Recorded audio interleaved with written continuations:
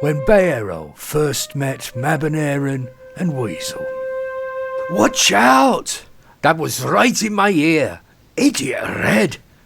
The slightly tatty man slid from the shoulder of the huge red dragon backwards and landed on the paving of the Carter with a sickening crunch. Several passing dragons winced in sympathy. Several more chuckled with pleasure. The large Draig Manasco scratched his chin and removed the magician's hat from where it had snagged on one of his horns. "I hate landing in the mist," he grumbled. "Still, nice to make an entrance." "Aneirin, you're a bloody liability," Weasel said bitterly, climbing to his feet. "And I'm not even sure why we're here. Brendaith is back up at the Ices. His tribe and naysayers are busy saying nay elsewhere, and there are no meetings in the Neath for at least a week. We don't have to come here just to argue, you know. We can come for the fun of it. It's foggy. It is cold. It'll probably rain later, and I bet they haven't lit the fires in any of the halls. To make it worse, I've promised the landlady over in Relland to stay sober for at least a month. You have been banned from all the taverns down at the docks here, and you can't get drunk anyway, however much you drink," Mab-Aneirin said pointedly.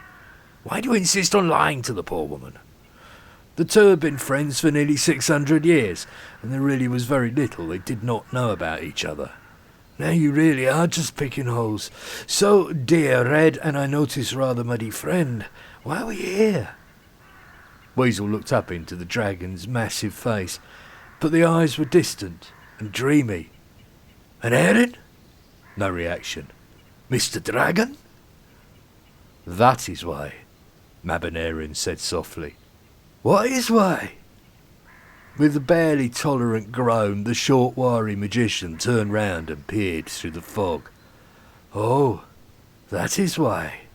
The Draig Manasco, the red dragon, is a splendid creature. The largest of the great dragons, they are thick-set, long in the body, have powerful front legs, and are tall enough to do a small magician significant damage should one carelessly fall from their backs.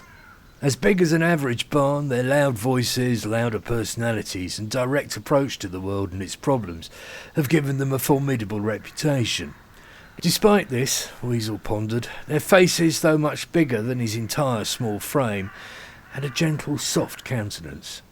Mab-Aneirin's head was wide, dark of feature, and sported 4 huge horns that swept back from his brow between his undeniably silly ears.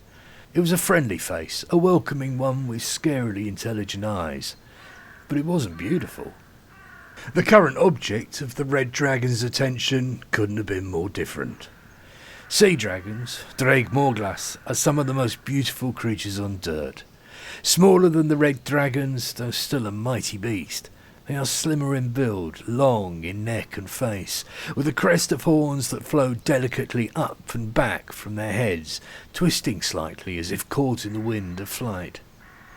Silver grey and blue they are, the tones of the morning sea, and when one stretches up and the semi-diaphanous wings capture the light and fracture it into a myriad of rainbows, the sight is one to behold in wonder.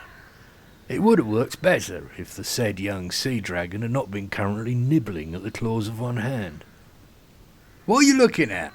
Be-Eirol snapped, seeing the large red and the humans staring at her with their heads tilted to one side. "You never seen a dragon before?" She squinted at the two a little more closely. Be-Eirol took a lot of pride in her appearance. She had a fondness for delicate printed silks that she wore across her back and tied in long streamers from her crest. Her audience of 2, on the other hand, had obviously not spent more than a day in centuries on their own appearances, or had even washed too often.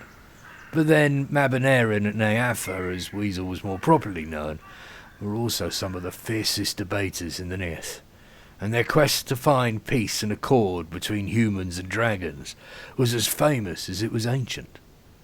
Their reputation, like Weasel's had, preceded them. "Well?" Be-Eirol stalked up to the inanimate duo. "You going to stand there all day, or are you going to shut your mouths and think of something to say? Your teeth need a clean too." 2 mouths shut with a smack, and Weasel grinned broadly. "Kiffa Draig," he said with a smile. "My name is Weasel, though people call me Eafa to piss me off. This is Mab-Aneirin. He's big, strong, needs a bit of a scrub down, but he's the best friend I could ever wish for. I also suspect that he's just fallen in love, which is probably going to be a right nuisance. The remains of the mist burned away as a few errant beams of sunlight pushed through the clouds and illuminated the tableau of first meeting. Mab-Aneirin, despite his friend's attempt at extreme embarrassment, had not moved. He had not blinked, had not twitched, and Weasel was beginning to worry that he may have given up breathing. Be-Eirol looked as if she was about to explode, and she dropped her head down and glared at the magician. "Little man," she growled, "if you believe that winding up a creature that could extinguish your miserable life by a flick of a tail is a good way of getting your mountain of a friend a night out, then you... She stuttered to a halt and stomped off a few paces. Turning her head, she narrowed her eyes.